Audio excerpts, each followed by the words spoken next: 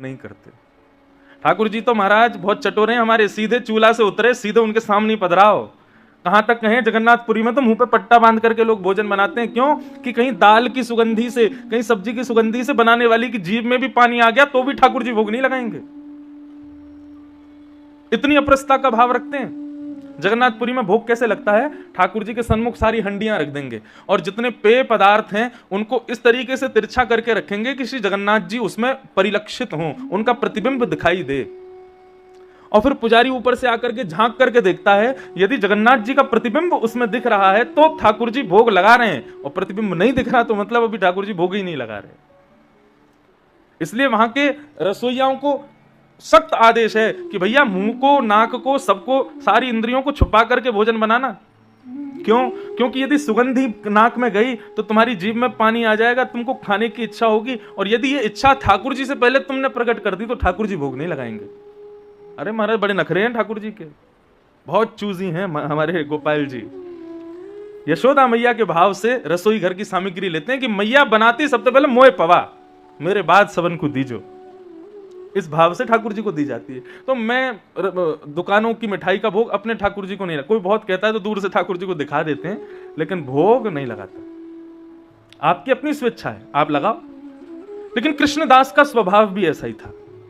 वो कुछ भी अच्छी वस्तु देखते थे ना तो खरीदते नहीं थे ठाकुर जी के लिए, जाके स्वयं निर्माण करते थे और ठाकुर जी की अनुकूलता के स्वरूप को उसको बना के फिर ठाकुर जी को भोग लगाते। एक बार कृष्णदास जी आगरा गए, मुझे बहुत प्रिय है ये कथा। तो जब आगरा गए तो आगरा में विचरण कर रहे थे कहीं दुकान पर, तभी उनको सुंदर स्वर सुनाई दिया। कृष्णदास जी आनंदित हो गए स्वर को सुन के। अब हमारी स्थिति क्या, स्वर सुनते ही हम खुद को सुनाने जाएंगे, थोड़ी देर वहां बैठेंगे, आहा कितना अच्छा लग रहा है, कानों को सुख मिल रहा है, खुद को सुख देते हैं। लेकिन वैष्णव ऐसे नहीं होते। कृष्णदास जी ने जैसे ही वो स्वर सुना, स्वर सुनते ही नेत्र बंद हो गए, और नेत्र बंद होते पहला भाव मन में प्रकट हुआ, ये स्वर तो मेरे श्री जी को सुनाई देना चाहिए, ये स्वर तो मेरे ठाकुर जी के सामने होना चाहिए, ये स्वर यहाँ कहां गाया जा रहा है, ये स्वर यहाँ के लिए नहीं है, ये तो मेरे ठाकुर जी के सन्मुख होना चाहिए। खोजने लगे, पूछने लगे, ये आवाज कहां से आ रही है, ये कौन गा रहा है। सुनते सुनते सुनते एक गली में पहुंचे। गली से जब अंदर गए तो एक आंगन में जाकर के देखा, चारों तरफ मसनदें लगा करके लोग बैठे हैं, पैसे उड़ा रहे हैं, और बीच में एक वैश्या नृत्य करते हुए गा रही है, नगर वैश्या। कृष्णदास जी ने जब उसका स्वर सुना तब तो मोहित हुए, लेकिन अब जब उसका नृत्य देखा और नृत्य के बाद जब उसके नेत्रों को देखा, उसके सौंदर्य को देखा, कृष्णदास जी बोले, अरे पागल, तू किसको बेच रही है, अपने स्वर को, अपने नृत्य को, अपने स्वरूप को?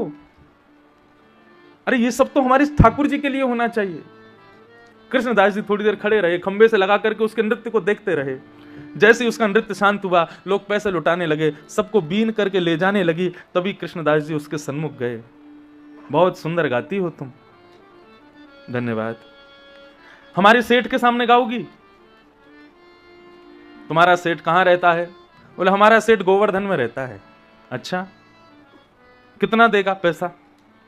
बोले तुम कितना चाहती हो? बोले वैसे तो मैं नाचने का, गाने का, नृत्य करने का, लोगों के सामने तो मैं 10 रुपया लेती हूं, बहुत होता 10 रुपया, लेकिन गोवर्धन जाना पड़ेगा तो 20 दे देना। कृष्णदास जी ने 100 रुपया दिया। बोले सुन, ये तू अभी रख, बाकी का तुझे मेरा सेठ देगा, चल। बोले 100 रुपया?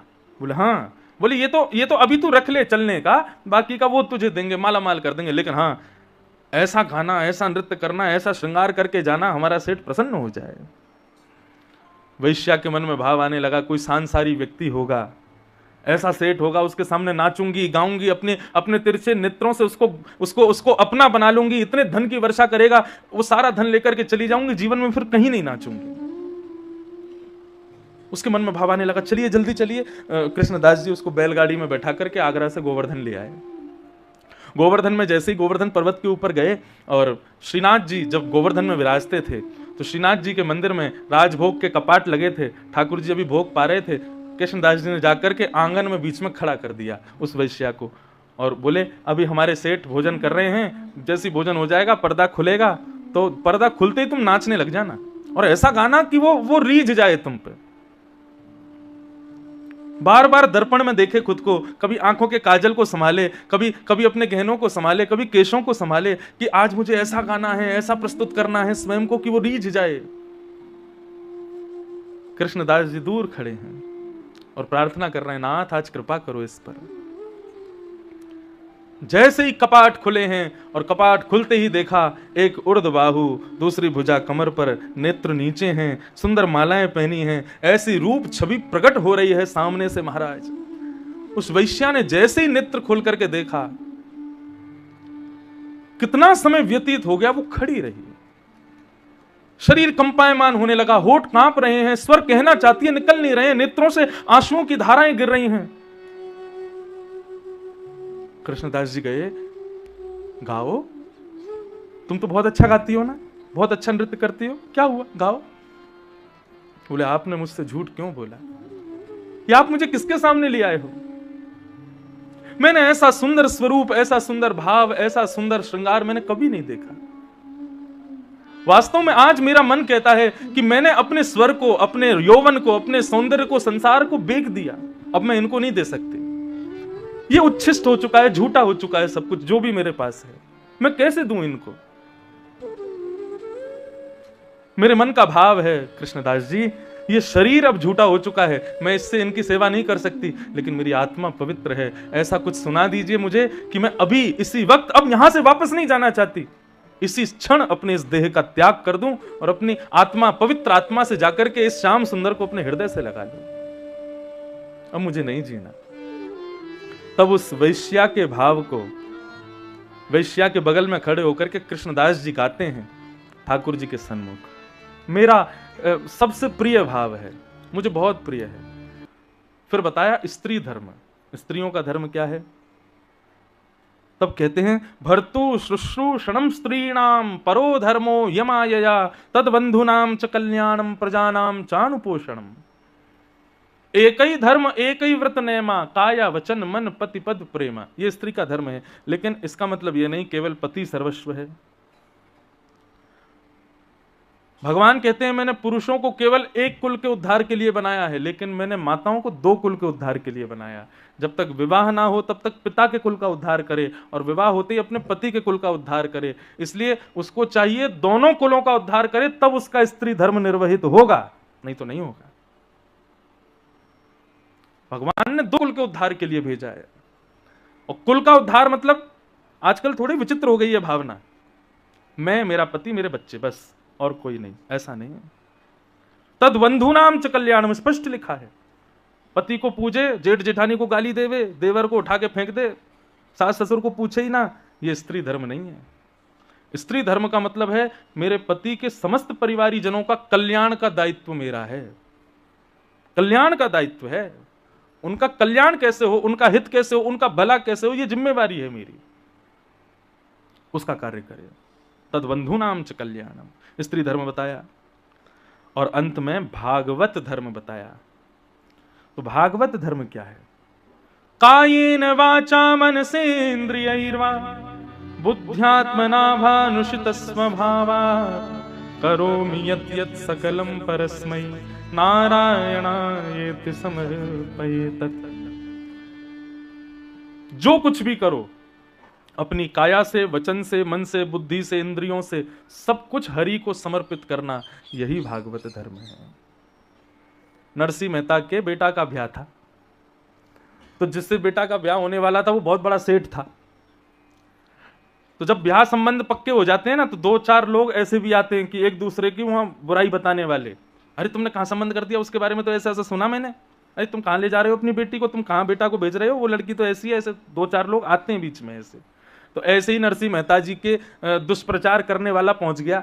जहां पर नरसिंह मेहता के बेटा का ब्याह संबंध पक्का हुआ, वहां पर एक आदमी गया, बोला अरे तुमने कहां अपनी बेटी भेज रहे हो? बोले क्यों? अरे नरसिंह मेहता बड़े भक्त आदमी है। बोले भक्त काहे का भक्त आदमी?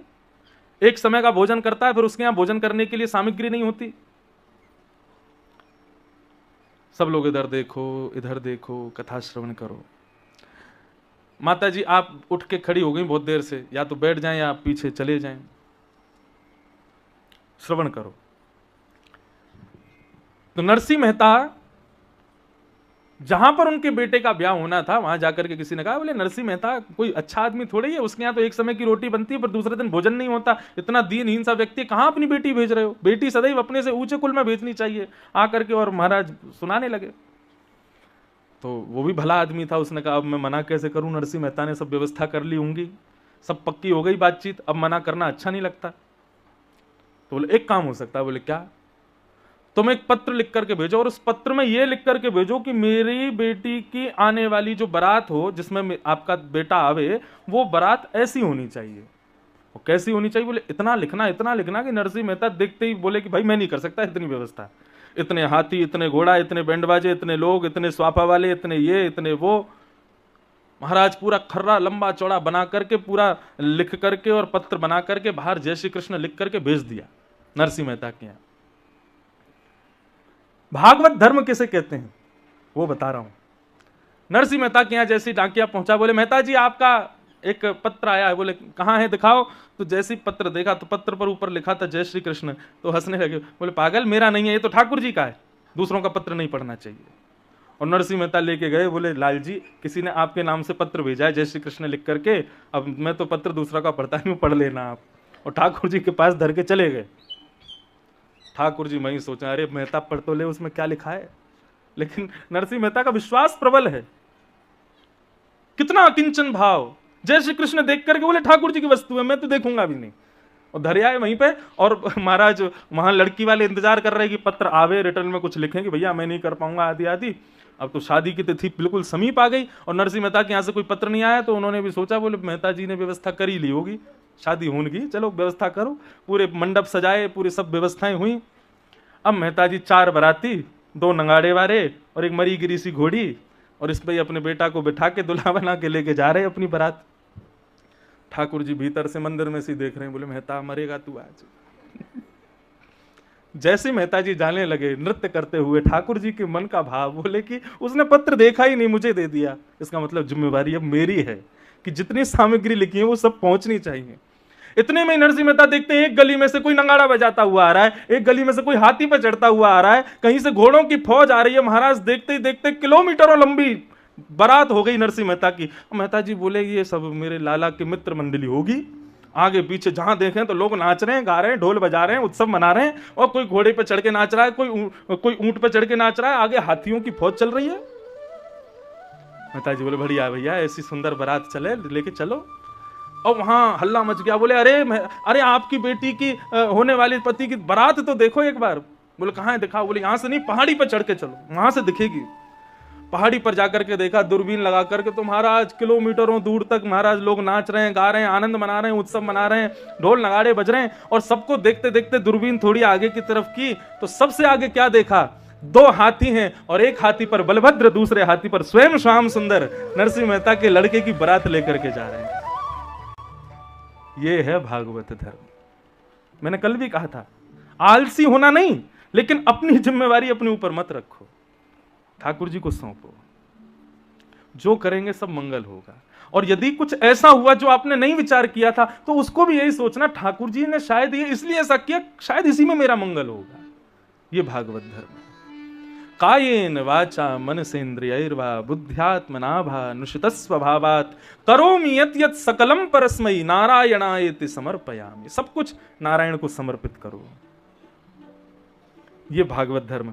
श्री भीष्म पितामह 5 धर्मों का वर्णन करते हुए और फिर पांडवों से कहते हैं अब तुम्हारा काम हो गया, संशय दूर।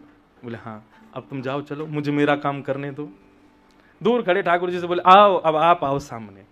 जैसे ही ठाकुर जी आकर के खड़े हुए, भीष्म पितामह अपलक नेत्रों से ठाकुर जी को देख रहे हैं, पौड़े हुए हैं बाणों की सैया पर, और भगवान से कहते हैं अब जब तक मेरे प्राण ना निकल जाएं, हिलना नहीं यहां से।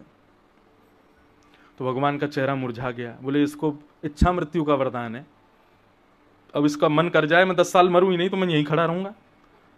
मतलब आज मैं द्वारिका पहुंच ही नहीं पाऊंगा। सुबह से निकला हूं, कभी कोई दुखी, कभी किसी को कष्ट, कभी कोई रोता है, और अब भीष्म पितामह ने तो बांध ही दिया। बोले जब तक प्राण नहीं निकले खड़े रहना। तो ठाकुर जी के चेहरे पे जैसी मुरझाहट हुई, भीष्म पितामह बोले ऐसा मुरझाया हुआ चेहरा नहीं चाहिए मुझे, प्राण निकाल रहा हूं मैं। प्रसन्न हासारुणलोचलोल्लसत्।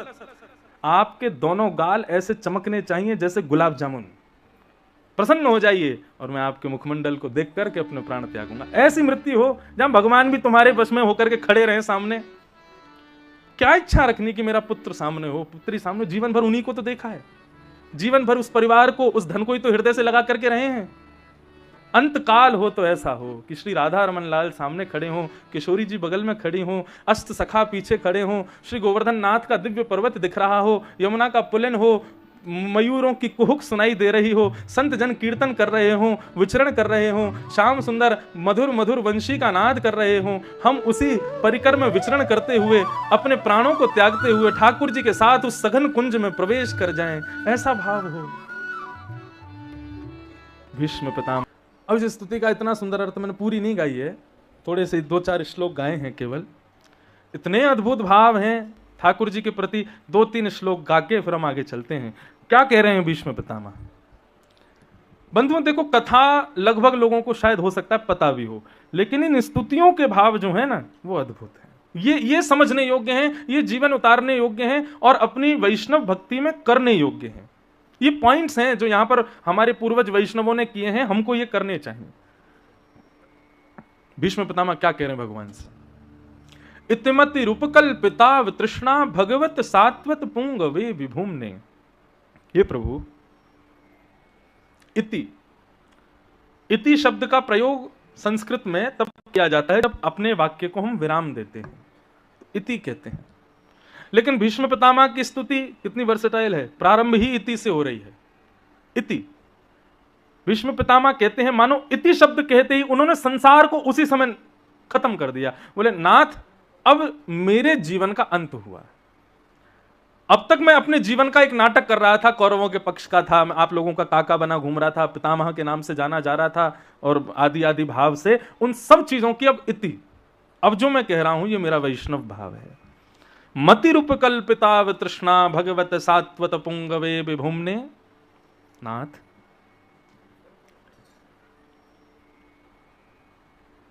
मैं आपको एक कार्य देके जाना चाहता हूं। भगवान बोले कौन सा कार्य? बोले एक अधूरी कामना मेरी रह गई है, मुझे लग रहा था मैं किसको देके जाऊं, लेकिन आप ही उसको पूर्ण कर सकते हो। भगवान बोले हाँ बताओ, संभव होगा तो करेंगे। बोले संभव नहीं, करना ही पड़ेगा आपको। बोले अच्छा बताओ तो सही, कामना क्या है तुम्हारी? भीष्म पितामह कहते हैं मेरी एक बेटी कुंवारी रह गई है, उसका ब्याह नहीं हुआ है अभी तक, आप उसका ब्याह करवा दीजिए। भगवान बोले अभी तो बोल रहे थे संसार की इति और फिर से तुमने संसारी चर्चा करी मेरे से। बेटी है तो, और सबसे बड़ी प्रश्न चिन्ह तो ये है तुम तो बाल ब्रह्मचारी हो, तुमने ब्याह तो किया नहीं कभी, बेटी कहां से हो गई, कहां से आई है बेटी तुम्हारी? भीष्म पितामह मुस्कुराने लगे, बोले आज पूरे विश्व को फंसाने वाला अपने बातों के जाल में, मेरे जाल में फंस गया। भगवान वो क्या कहना चाहते हो? बोले प्रभु आपने सबको एक बेटी दे रखी है बिना ब्याह की। कौन सी बेटी? बोले उसकी मति, उसकी बुद्धि। वो मति रूपी बुद्धि उससे कुसंग करवाती है, उससे दूषित कर्म करवाती है, उससे संसार की हर वस्तु करवाती है। बेटी कौन जो पिता को अपने वश में रखे? लेकिन नाथ जब उस बेटी का ब्याह हो जाता है ना, तो वो बेटी किसके वश में हो जाती है? अपने पति के वश में। तब भी पिता को कभी कभी फोन करके अपनी कामना पूरी करवाती है, लेकिन तब भी वो क्या कामना करवाती है? जो उसका पति कहता है। तो इसलिए नाथ मेरी मति रूपी बेटी का आप ब्याह करवा दीजिए, जिसका मैं आज तक तुम्हारी बेटी का पिता था, वो जो जो कहती थी मैं करता था। उसने कहा कौरवों का संग करो, दुर्योधन का साथ दो, ऐसे युद्ध लड़ो, ये क्रियाएं करो, मैंने सब किया। लेकिन अब मैं सोच रहा हूं कि इस बेटी का ब्याह कर देना चाहिए, तो आप मेरी बेटी का ब्याह कर दो। भगवान बोले अच्छा तो इस ढंग से गा रहे हो स्तुति? बोले हाँ महाराज। बोले अच्छा तो बताओ तुम्हारी बेटी को कैसा लड़का प्रिय है? कन्या वर्यते रूपम, कन्या जो होती है वो रूप से ब्याह करती है, तुम्हारी बेटी को कैसा कौन प्रिय है मुझे बताओ। भीष्म पितामह कहते हैं त्रिभुवन कमनम तमाल वर्णम रविकर गौरव रामवरम दधाने। गली मोहल्ले के सुंदर लड़कों से मेरी लड़की ब्याह नहीं करेगी, तो त्रिभुवन सुंदर चाहिए, जो त्रिभुवन में उससे सुंदर कोई ना हो। उसका वर्ण कैसा हो? बोले तमाल वर्ण का हो, थोड़ा सांवला सा हो, जिसको देख करके रवि यानी कि सूर्य भी स्वयं को बादलों की ओट में छुपा लेता हो। ऐसे सुंदर पुरुष से मेरी बेटी का ब्याह कराओ। भगवान बोले ऐसे पुरुष तो केवल हम हैं। तो बोले तो वही तो कह रहे हैं आपसे ब्याह कराना है अपनी बेटी का। देखो अब सीधा सीधा नहीं बोल रहे हैं भीष्म पितामह कि मेरी मति आपके चरणों में चली जाए, किस ढंग से घुमा करके ठाकुर जी को प्रस्तुत कर रहे हैं। यही तो वैष्णवता है। अब हम सीधे ठाकुर जी के चरणों में जाके कहते हैं मेरा जीवन तेरी शरण, मेरी मति आपके श्री चरणों में, मैं हूं नाथ आपका, आप हो मेरे। आदि आदि ये सिंपल सीधी बातें कहते हो। दाल चावल रोज खाओगे तो फिर एक दिन मन भर जाएगा। ठाकुर जी रोज एक ही बात सुन के वो भी उबास ही लेते होंगे जब आप बोलते हो। कुछ अलग ढंग से बोलने का प्रयास करो जैसे भीष्म पितामह बोल रहे हैं। भगवान बोले अच्छा मुझसे ब्याह करोगे? तब फिर भगवान आगे गिनवाते हैं कि दामाद में कौन कौन से गुण होने चाहिए, और उन सारे गुणों को फिर भीष्म पितामह भगवान में ही दिखा देते हैं। और एंड में आके कहते हैं बोले देखो आप बच के भाग नहीं सकते, मेरी बेटी तो आपसे ही ब्याह करेगी। इस प्रकार पितामह ने पूरी स्तुति गाई। गाने का मन तो मेरा है कि मैं पूरी सुनाऊं, लेकिन फिर आगे के प्रसंग छोटे रह जाएंगे। अब बाकी आप बताओ, सुनाएं पूरी कि आगे चलें? सुनाएं पूरी? सुना दें? चलो। भीष्म पितामह से भगवान कहते हैं बोले ये स्वरूप तो हमारा है। बोले महाराज आप कोई कम सुंदर हो? त्रिभुवन सुंदर हो आप। हमारे ब्रजवासी कहते हैं हे कृष्ण लला तुम होते लली तो गले कट जाते करोड़न के। तुमने बहुत मेहरबानी करी लाला जो तुम लाला बन के आए। यदि कहीं तुम नंद की लाली बनकर के आए होते और लाली के रूप में यदि वृंदावन बिहारी खड़े होते तो आज तो लोग देख करके निहाल होते हैं, लेकिन जब लाली बन के आते तो क्या होता? बोले वृंदावन में महाराज लोग जाकर के ठाकुर जी के रूप को देख के गला ही न्यौछावर कर देते। इतने सुंदर हैं आप। ठाकुर जी ने कृपा करी कि पुरुष बन के आए। यदि कन्या बन के आते तो मैं एक दिन बता रहा था ना, मोहिनी रूप धारण किया, शंकर जी पीछे भग रहे थे, भगवान बोले मैं नारायण हूं। बोले नहीं तुम नारायण नहीं हो, तुम तो मेरी मोहिनी हो। इतने सुंदर। मेरी बेटी आपसे ब्याह करेगी। भगवान बोले देखो केवल सुंदरता देख के ब्याह नहीं करना चाहिए, होने वाले दामाद में और भी गुण होने चाहिए। भीष्म पितामह बोले और कौन सा गुण होना चाहिए? बोले सुंदरता होनी चाहिए, फिर दूसरा गुण उसके अंदर शौर्य होना चाहिए। भीष्म पितामह बोले युधितुर गर जो विधुम्न वेश्वक कचलुलित श्रम वार्यलंकृताशे मम निशित शरीर विविद्यमान त्वच विलसत कवचेस्तु कृष्ण आत्मा। आपसे बढ़िया शौर्य किसका हो सकता है? महाराज कौरवों की सेना में इतने बड़े बड़े योद्धा थे, कहां तक कहें भीष्म पितामह की बाणों की कला इतनी अच्छी थी कि भीष्म पितामह जिसको केंद्र में लेकर के बाण छोड़ते थे वो कहीं जाकर के छुप जाए, बाण उसी को ही लगेगा। लेकिन कृष्ण उस महाभारत के युद्ध में हम बड़े बड़े वीरों के सामने अर्जुन को एक बाण भी लगने नहीं दिया। क्यों? क्योंकि उसके रथ के सारथी आप थे। आप इतनी द्रुत गति से उसके रथ को दौड़ाते थे कि हमारे बाण उसको पकड़ ही नहीं पाते थे। इससे यह बात सिद्ध होती है कि आपसे बढ़िया शौर्यवान कोई नहीं है। आप मेरी बेटी को बहुत रक्षा करके रखोगे। जब आप अर्जुन की इतनी बढ़िया रक्षा कर सकते हो, मेरी बेटी तो सुरक्षित रहेगी आपके पास। सौंदर्य भी है, शौर्य भी है। भगवान बोले केवल सौंदर्य शौर्य के बल पर ब्याह नहीं करना चाहिए, दामाद में तीसरा गुण भी देखना चाहिए। भीष्म पितामह बोले बताओ कौन सा गुण देखें? बोले उसका स्वभाव अच्छा होना चाहिए। भीष्म पितामह कहते हैं आपसे बढ़िया स्वभाव किसका होगा? कैसा स्वभाव है ठाकुर जी का? सपदि सखे वचो निशम्य मध्य निज परयोर वलयोरथम निमिष्य।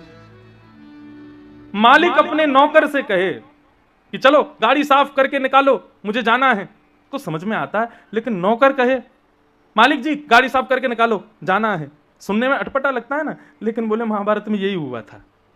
अर्जुन कहता है कृष्ण को, उसकी इतनी हिम्मत। आपसे प्रार्थना नहीं की थी भगवान, उसने आपसे निवेदन नहीं किया था। महाभारत में अर्जुन कहता है सेनयोर भयोर मध्य रथम स्थापयमिच्युत। आपको आज्ञा देता है और आप क्या करते हैं? जो आज्ञा। तुरंत आप रथ में जाकर के बैठते हैं, चाबुक मारते हैं, घोड़ा आगे चलने लगता है और ले जाकर के आप उसको पहुंच जाते हैं। ये आपके स्वभाव की मधुरता नहीं है तो क्या है? ये आपके स्वभाव का माधुर्य ही तो है भगवान। सब लोग ध्यान से श्रवण करो। ठाकुर जी का स्वभाव भी मधुर है, सौंदर्य है, शौर्य है, स्वभाव। अच्छा एक बात कहूं, ठाकुर जी का स्वभाव हमारे ब्रज के एक बहुत बड़े कवि हुए श्री बिंदु जी महाराज। बिंदु जी महाराज कहते हैं बोले ठाकुर जी आपका पहले स्वभाव अच्छा था अब बिगड़ गया है। बिंदु जी कहते हैं पूतना को आप उद्धार कर सकते हो, कंस का उद्धार कर सकते हो, 10 मुंह वाले रावण का उद्धार कर सकते हो, शूर्पणखा का उद्धार कर सकते हो, इन राक्षसों का उद्धार, और तो क्या कहें जो मानव नहीं था उस गजेंद्र का उद्धार कर सकते हो। हम में कौन से कांटे लगे हैं, हमारा उद्धार क्यों नहीं करते? गजराज तारो तेने आवने को जावने को खावने पकावने को मीराबाई तारी है। नरसिंह मेहता को तारो वही वार सवारने को वेदन सुनावने को जयदेव तारो है। ये जितने भी लोग आपने तारे हैं ना, इन सब हमने पूरा एनालाइज करके देखा है, सबसे ना आपका कोई ना कोई काम पूरा होता है। आपने गजेंद्र को क्यों तारा? बोले आपको उसके ऊपर बैठ के सवारी करनी थी, इसलिए आपने उसको तार दिया। गजराज तारो तेने आवने को जावने को। और मीराबाई को बोले मेड़ता की है, मारवाड़ी लोग बढ़िया भोजन बनाते हैं। क्या सुबह दोपहर हम अपने रसोईया को बोले तू एक ही दाल बनाया कर, बाकी नीचे से लाया कर, कितना बढ़िया बनता है। कहां से आए आपके रसोईया? जोधपुर से ना। और जोधपुर किसकी भूमि है? राजस्थान किसकी भूमि है? मीराबाई की भूमि है। मीराबाई को क्यों तारा? बोले मीराबाई को इसलिए तारा खावने पकावने को। वैकुंठ के बावर्चियों के हाथ में स्वाद नहीं आ रहा था तो आपने मीराबाई को तार दिया। बढ़िया मारवाड़ की मेवाड़ की मीराबाई आई, आकर के बढ़िया पकवान बना के खिलाएगी, इसलिए उसको तारा आपने। और नरसिंह मेहता को तारो वही वार सवारने को। लोग इतनी दान दक्षिणा चढ़ाते हैं तो एक अकाउंटेंट भी तो होना चाहिए, नरसिंह मेहता को तार दिया। वेद सुनने में आपको बहुत अच्छा लगता है इसलिए जयदेव आपने तार दिया। ये सब आपने तारे क्योंकि इनसे आपका कोई ना कोई काम बनना था। मैं आपके किसी काम का नहीं हूं, मुझे तार के दिखाओ तब आपका नाम मानूंगा, तारणहार है। मैं किसी काम का नहीं हूं आपके। बिंदु जी महाराज कहते हैं इतने अच्छे शब्द हैं इस पद के, वो भगवान से शिकायत करते हैं, बोले जय जय श्री राम, जय जय श्री राधे। तो कभी कभी ठाकुर जी के साथ में वैष्णवता यदि मिली है तो हमको क्रोध करने का भी अधिकार मिलता है। अरे जब ब्याह कर लेते हैं तो पति पत्नी को प्रेम का अधिकार तो है ही, लेकिन उनको एक दूसरे पर क्रोध का भी तो अधिकार है। भक्ति में भी हम भक्त बने रहें और ठाकुर जी के सामने हमेशा हाथ जोड़ के बैठे रहें, कभी कभी क्रोध भी किया करो, लेकिन उससे पहले भाव भी तो इतने प्रकट कर लो कि क्रोध का अधिकार मिले।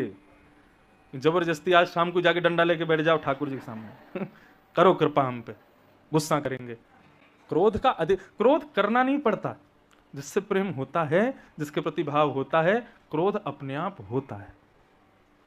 सोच के जाओ उस पर गुस्सा करना है जाके, तो वो ना नकली लगेगा, वो वैसा कर भी नहीं पाओगे। लेकिन जो अपना होता है, जिससे बहुत आशाएं होती हैं, जिससे बहुत प्रेम होता है, उसके ऊपर जब क्रोध आता है ना तो वो वास्तविक क्रोध भी बड़ा प्रेम भरा होता है।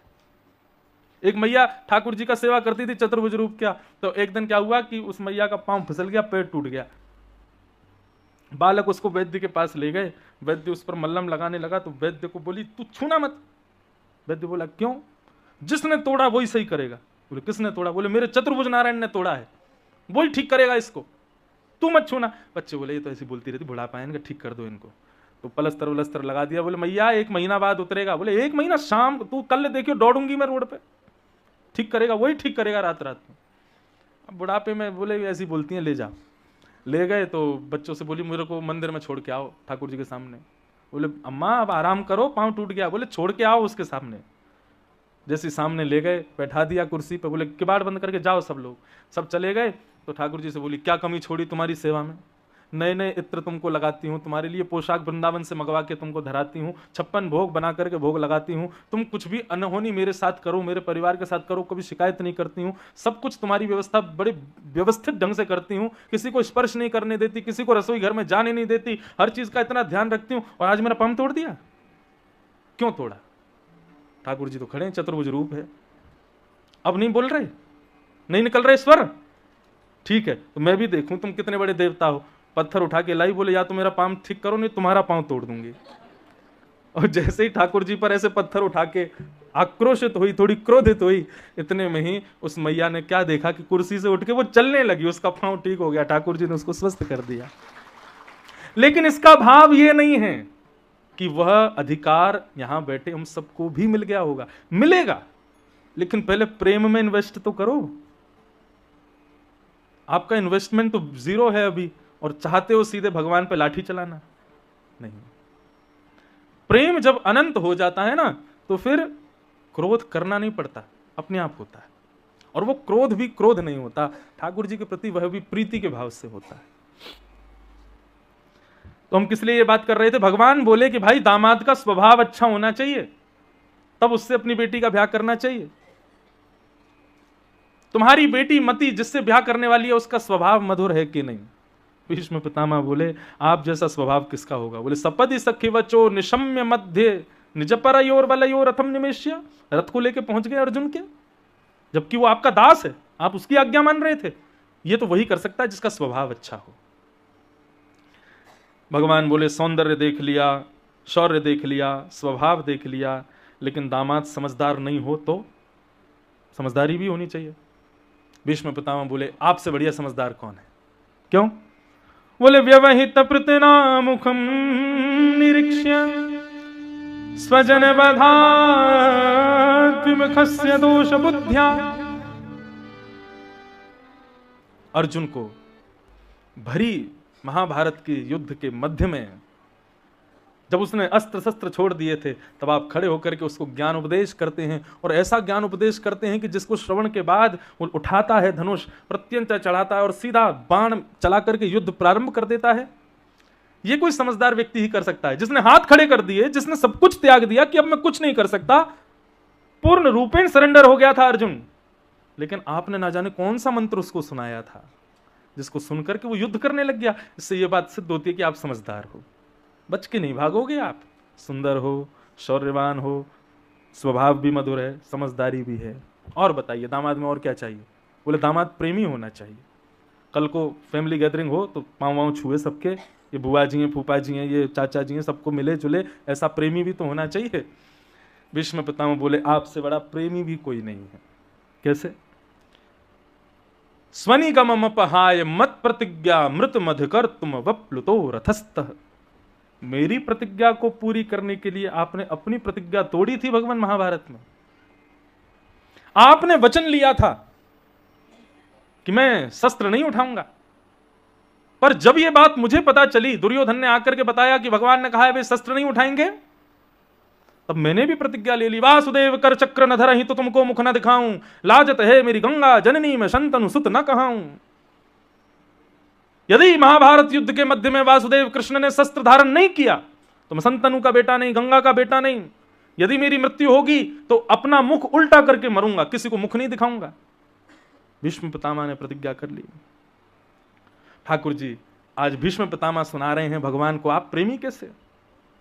महाभारत का युद्ध चल रहा था, पांडव कौरवों की सेना को खत्म करते जा रहे थे। तब दुर्योधन क्रोध में भर करके भीष्म पितामह से कहता है खाते हमारा अन्न है, भला चाहते हैं पांडवों का। भीष्म पितामह बोले क्या बोल रहे हो तुम? अरे हम शांत बैठे हैं तो इसका मतलब यह थोड़ी है कि तुम्हारे साथ में द्रोह कर रहे हैं। मरने का बहुत डर लगता है तुझको मरने से। तुम्हें अभी मेरा पराक्रम देखा नहीं, मैं शांत बैठा हूं तो इसका मतलब यह नहीं कि मैं कुछ नहीं जानता है, कुछ नहीं कर सकता। मरने का बहुत भय है ना तुझको। चल अपनी पत्नी को भेज देना रात में आशीर्वाद लेने मेरे पास। मैं जैसी अपनी संध्या से निवृत्त होऊंगा, भजन से निवृत्त होऊंगा, वो मैं चरणों में प्रणाम करे, मैं उसको अखंड सौभाग्यवती का आशीर्वाद दे दूंगा। नहीं मरेगा तू। दुर्योधन बोला आप तो नाराज हो गए, मैं तो बस आपको गर्म कर रहा था कि ठंडे मत पड़ो, युद्ध चल रहा है महाराज। आप भीष्म पितामह ठंडे पड़ गए तो युद्ध हार जाएंगे हम, आप तो थोड़े गर्म रहो। भेज दूंगा मैं भानुमति को। बात कितने लोगों के बीच में चल रही थी? दो, भीष्म पितामह और दुर्योधन। लेकिन वहां पर दीवारों के भी कान थे, और वो कान किसके थे? श्री कृष्ण के थे। भगवान बोले अब तो पेट में दर्द शुरू हो गया भगवान के। बोले रात में कहीं ये भानुमति नहीं चली जाए। भीष्म पितामह के पास अगर भानुमति पहुंच गई तो मैं भगवान होकर के भी पांडवों को नहीं बचा पाऊंगा, क्योंकि भीष्म पितामह एक वैष्णव है, भीष्म पितामह एक बाल ब्रह्मचारी है, भीष्म पितामह एक नैष्ठिक अपने नियमों का पालन करता है। उसके पास इतनी शक्ति है कि वो जो कह देगा उसको भगवान को भी पूर्ण करना पड़ेगा। मैं नहीं बचा पाऊंगा। फिर आधी रात का समय एक ग्वारिया का भेष धारण करके, सिर पर स्वाफा बांध के, ऊंची धोती पहन के, कुछ गले में माला वालाएं सब उतार करके, बिल्कुल साधारण सा रूप धारण करके ठाकुर जी ने और लालटेन हाथ में ली, सीधे द्रौपदी के कमरे में गए, जाकर के उसको जगाया। द्रौपदी उठ के बैठ गई। कौन है? बोले मैं हूं कृष्ण।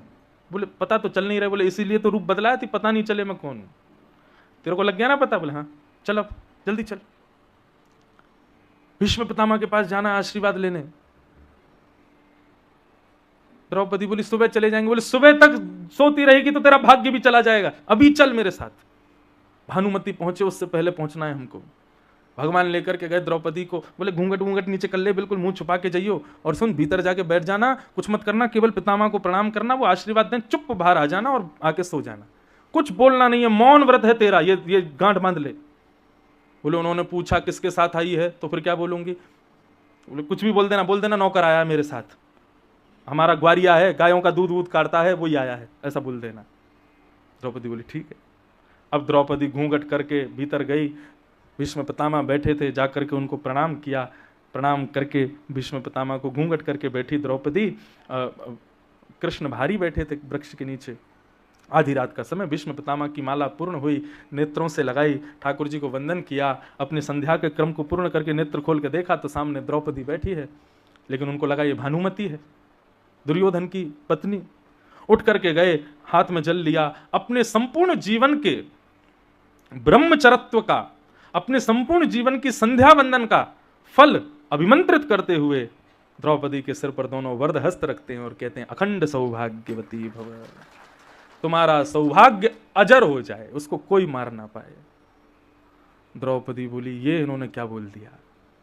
अरे ये मेरे पतियों के विपक्षी हैं, यही पीछे धनुष बाण लेके दौड़ते हैं अर्जुन के, और आज कह रहे हैं कि तेरा भाग्य अजरमर हो जाए।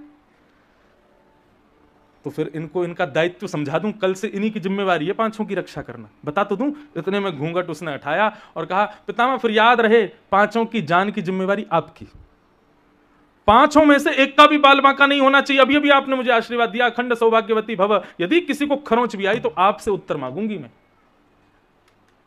भीष्म पितामह तो सहम गए, बोले द्रौपदी तू कहां से आ गई? मैंने तो भानुमति को बुलाया था। अरे दुर्योधन की पत्नी आने वाली थी, तू कहां से आ गई? क्यों, मैं आपकी पुत्रवधू नहीं हूं? मुझे आशीर्वाद का अधिकार नहीं है? नहीं नहीं बेटा, है अधिकार, लेकिन मैंने बुलाया किसी और को था। तू कैसे, ये बदल कैसे गई? तुझे किसने बोला कि मैं यहां मिलने वाला हूं? बोलो वो छोड़िए, आप बस इतना याद रखिए कि कल से अंतिम दिन तक पांचों का बाल बांका नहीं होना चाहिए। भीष्म पितामह थोड़े सजल नेत्रों से कहने लगे मेरा हृदय जो चाहता था वही हुआ। मेरी बुद्धि चाहती थी कि कौरव जीतें, लेकिन हृदय चाहता था पांडव जीतें। लेकिन तभी भीष्म पितामह ने आंखों का रंग बदला, चेहरे का ढंग बदला, और शेर की तरह थोड़ी गंभीर आवाज में बोले द्रौपदी तुझे किसने बताया कि मैं आशीर्वाद देने वाला हूं? और इतनी रात को अकेले मेरे शिविर में तुम कैसे आई हो? कौन आया साथ में? अब जब गंभीर आवाज में पूछा तो द्रौपदी की जीभ लड़खड़ाने लगी। कोई नहीं आया, अकेली आई हूं। वैसे तो आया है, वैसे कोई नहीं आया, वैसे आया है लेकिन नहीं आया, वो आया है एक। कौन आया है? गोपाल भैया आया। कौन गोपाल भैया? हमारी गैया का दूध काटता है, दूध वूध सुबह शाम दे जाता है, ग्वारिया है, उसने उसको राखी बांधी मैंने। भीष्म पितामह ने हाथ पकड़ा, दिखा मुझे कौन गोपाल भैया तेरा। जब इतनी जिम्मेवारी मेरे पे थोप रही है तो कम से कम मैं देखूं तो सही कौन लेके आया तुझे। बाहर जाकर के भीष्म पितामह ने गर्जना की, कहां है रे गोपाल भैया? इधर आ। दूर बैठे थे भगवान पेड़ के नीचे, वहीं गिर पड़े, बोले इसको मना किया था कुछ मत बोलना, फंसवा के आ गई अब मुझे। भगवान बोले हम हैं गोपाल भैया। बोले इधर आओ। ठाकुर जी धीरे धीरे गए, लालटेन बंद कर दी। बंद नहीं, चालू करो इसको। ठाकुर जी ने चालू किया, हाँ चालू है। बोले ऊपर करो। ठाकुर जी ऊपर करके खड़े। बोले द्रौपदी तेरा गोपाल भैया कहीं तो देखा मैंने। भगवान बोले मैं वहां देखा होगा गौशाला में, गैयान को दूध काटता रहूं ना। बोले इधर आ पास। जैसे पास गए तो जैसे स्वाफा हटाया महाराज, अलकावलियां, घुंघराले केश ठाकुर जी के प्रकट हो गए। मोर पीछ जो छुपा था वह भी प्रकट हो गया। अब ठाकुर जी के इस स्वरूप को देख करके आकाश में पूर्णिमा का चंद्रमा स्वयं को रोक नहीं पाया। जैसे कोई एक नर्तक मंच पर आता है तो लाइटमैन उस पर फोकस डाल देता है ना, ऐसे चंद्रमा ने ठाकुर जी पर फोकस डाल दिया। और महाराज ललित त्रिभंगी ठाकुर जी का वो कांति स्वरूप, वो त्रिभंग ललित स्वरूप प्रकट हो गया भीष्म पितामह के सामने। भगवान भी क्रोध में देखने लगे चंद्रमा को। बोले तुझे अभी चमकना था, तुझे वैसे छुपा रहता बादलों में। भीष्म पितामह के नेत्र सजल हो गए भगवान के स्वरूप को देख करके। मन तो कर रहा है कि हृदय से लगा लूं श्याम सुंदर को, लेकिन अभी परिस्थिति नहीं है।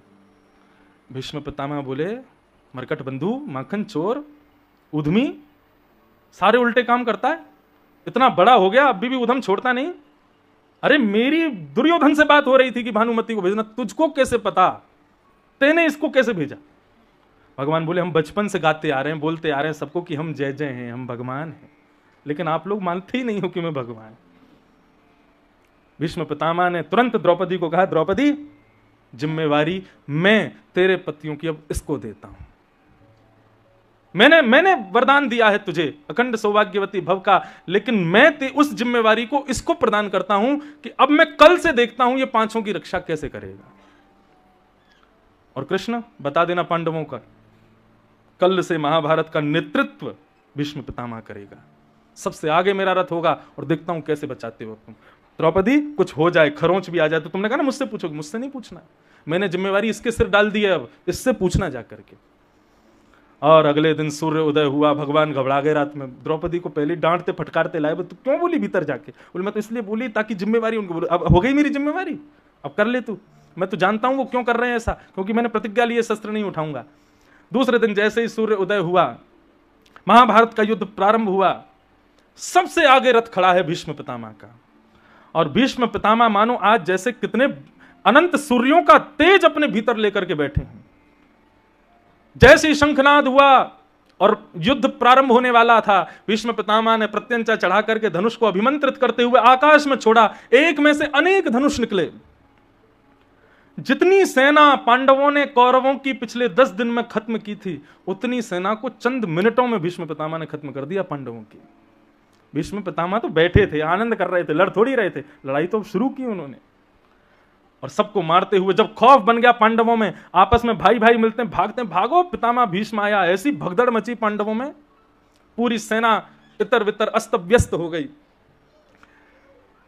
व्यथित व्याकुल पांडवों की सेना को जब भीष्म पितामह ने देखा, भीष्म पितामह बोले यही सही समय है, सारी सेना बिखर गई है, सब व्यथित हैं, सब चिंता में हैं। तुरंत उन्होंने बाण निकाला, प्रत्यंचा चढ़ाई और केंद्र में लिया है श्री कृष्ण के रथ को और पीछे बैठे हुए अर्जुन को। जैसे ही भीष्म पितामह ने बाण अभिमंत्रित करते हुए अर्जुन को मारना चाहा, भगवान ने भीष्म पितामह की ओर देखा, अर्जुन की ओर देखें, फिर भीष्म पितामह को देखें, अर्जुन है मेरो प्राण, मैं हूं अर्जुन को प्राण, अर्जुन के जीवन को जीवन हमारो है। दोनों नरनारायण हैं, एक दूसरे के प्राण हैं। ठाकुर जी बोले भीष्म पितामह को रोकना पड़ेगा, कैसे भी करके कुछ करना पड़ेगा। इतने में ही ठाकुर जी ने दूर पड़े हुए टूटे हुए रथ के चक्के को देखा, उसको देखें, फिर भीष्म पितामह को देखें, फिर उसको देखें, फिर भीष्म पितामह को देखें, कहीं कहीं बाण ना छोड़ दें। उससे पूर्व ही ठाकुर जी रथ से कूदे हैं, दौड़ करके देखते हुए जा रहे हैं भीष्म पितामह की ओर, दौड़ते हुए गए, उस टूटे हुए रथ के चक्के को हाथ में उठाया, मानो ऐसा लग रहा है शेर का सिंह एक हाथी के ऊपर झपट रहा है। द्वारिकाधीश कृष्ण ताम्र वर्ण के होकर के नृसिंह प्रकट हो गया हो, माने रथ का चक्का लेकर के रथांग पाने बनकर के कूदे हैं भीष्म पितामह की ओर। जैसे ही भगवान के उस विकराल स्वरूप को देखा, पृथ्वी कांपने लगी, डामाडोल होने लगी, बादल गरजने लगे। भीष्म पितामह ने अपने धनुष बाण नीचे रख दिए और नीचे रख करके ताली बजाने लगे, वाह वाह वाह, जय हो। अरे सेना शांत हो जाओ, देखो देखो देखो, ये दृश्य दोबारा देखने को नहीं मिलेगा, मैं शस्त्र नहीं उठाऊंगा। देखो ये प्रतिज्ञा लेने वाला कैसे खड़ा है आज, हाथ में रथ लेकर के, रथ का चक्का लेकर के। कहां गई तुम्हारी प्रतिज्ञा? आप कहो मैं शस्त्र बिन भूमि हरहूं सब भार। तू हमको क्षत्रिय ना गिने, बोले ही वचन विचार। तुम अकेले क्षत्रिय हो क्या इस संसार के? बिना शस्त्र के हर लूंगा मैं तो, बिना शस्त्र के युद्ध लड़ लूंगा। क्या हो गया अब तुम्हारी प्रतिज्ञा को? हम भी क्षत्रिय हैं, हमारे सामने बोलो तो सोच विचार के बोलना। क्यों उठाया रथ का चक्का, क्यों उठाया शस्त्र हाथ में? डार चक्र हरि हस पड़ो दियो उत्तर ब्रजराज। रथ का चक्का दूर फेंक करके ठाकुर जी मुस्कुराने लगे। डार चक्र हरि हस पड़ो दियो उत्तर ब्रजराज। आज तजी प्रतिज्ञा मोरी, मैं तोरी प्रतिज्ञा काज। भगवान कह रहे हैं, बोले पितामह मैंने जब प्रतिज्ञा ली कि शस्त्र नहीं उठाऊंगा, उस समय तुमने ली कि मैं भी शस्त्र धारण करवा के रहूंगा, और यदि मैंने धारण नहीं करवाया तो जब मेरी मृत्यु हो महाभारत युद्ध में तो मेरा शव उल्टा गिरे, मैं किसी को मुख नहीं दिखाऊंगा। यदि मैं शस्त्र धारण नहीं करता और जब तुम महाभारत युद्ध में मारे जाते तो तुम्हारा शव उल्टा गिरता, और यदि तुम उल्टे गिरते तो अंतिम समय में मेरा दर्शन कैसे करते? तुम्हारे सामने में खड़ा होता, मेरा दर्शन तुमको कैसे होता? क्योंकि रोम रोम में बाण छिड़े, तुम कोई करवट नहीं ले सकते थे, तुम घूम के मुझे देख नहीं सकते थे, ताकि अंतिम समय में जब मैं आऊं तुमको मेरा दर्शन हो सके, तुम्हारा मुख सीधा हो, जो तुमने प्रतिज्ञा ली थी उस अनुसार सब कुछ हो, इसलिए मैंने अपनी प्रतिज्ञा को तोड़ दिया। आज भीष्म पितामह उस भाव को याद करके कह रहे हैं, बोले प्रभु आप चाहते तो बिना रथ के चक्के को उठाए भी मुझे शांत कर सकते थे, लेकिन आपने वो रथ का चक्का उठाया ही इसलिए था ताकि मेरी प्रतिज्ञा पूर्ण हो जाए और मेरी मृत्यु जब हो तब मैं सीधा लेटा हूं और आपका दर्शन करूं। आज ये दर्शन का अधिकार मुझे प्राप्त हो, इसलिए आपने रथ का चक्का उठाया था। इसलिए नाथ, प्रेमी भी आपसे बड़ा कोई नहीं है। इस प्रकार भीष्म पितामह सारे गुण ठाकुर जी में देखते हुए अंत में कहते हैं, बोले प्रभु अब मैं जाते जाते उस व्रज वृंदावन को याद करता हूं जहां पर